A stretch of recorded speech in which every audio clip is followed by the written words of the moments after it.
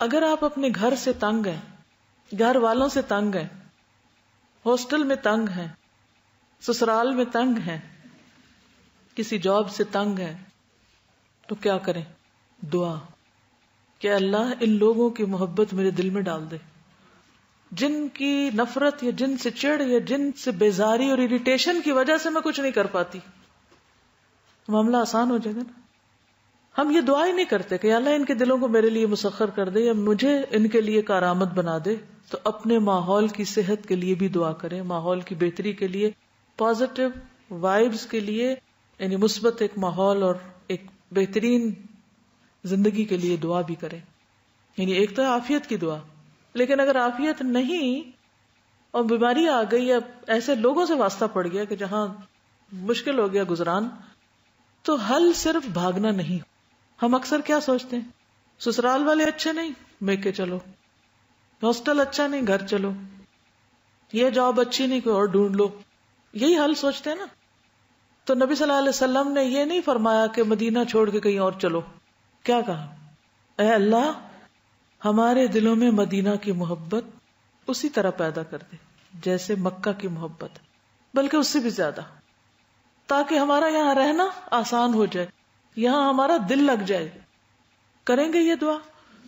کیونکہ کچھ چیزیں ہم چینج نہیں کر سکتے، کچھ چیزوں سے نہیں بھاگ سکتے، اور ضروری نہیں کہ جہاں سے بھاگ کے جا رہے ہیں جہاں جائیں گے وہاں بھی وہی ہوگا. وہاں بھی اگر یہی کچھ ہوا تو بھاگنے کا کیا فائدہ؟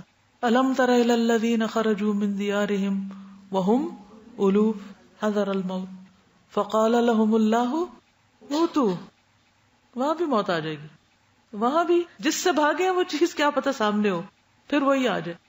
تو بہتر ہے اسی کی تبدیلی کی دعا کریں کہ اللہ اسے ٹھیک کر دے. شوہر کی طرف سے تنگی ہے، بچوں کی طرف سے تنگی ہے، وہ پریشان کرتے ہیں، سسرال تنگ کرتے ہیں، ہمسائے برے ہیں، کچھ بھی. تو ایک لسٹ بنائی کون کون مجھے تنگ کرتا ہے، میں کس کس سے پریشان ہوں، جو میری صحت خراب کر رہے ہیں. عام طور پہ آپ دیکھیے کہ جب صحت کی باتیں پڑھتے نا تو وہ صحت کے اصولوں کی کتابیں، وہاں یہ نہیں ہوگی جو ہمیں قرآن و سنت سکھا رہا ہے. وہاں یہی باتیں ہوں گی کہ ایکسرسائز کریں، اور وہ چیزیں بھی ٹھیک ہے، غذا کا خیال رکھیں، پانی اتنے گلاس روز پئیں، یہ کریں اور یہ کریں. لیکن دعا کا پہلو مسنگ ہے کہ ہر ٹیڑھے انسان کے لیے دعا کریں کہ وہ آپ کے لیے سیدھا ہو جائے تاکہ آپ کی زندگی آسان ہو جائے، یا یہ کہ آپ کے دل سے وہ نکل جائے، بوجھ اتر جائے اور آپ اس کی طرف سے بے فکر ہو جائیں تاکہ آپ سکون سے کچھ کر سکیں.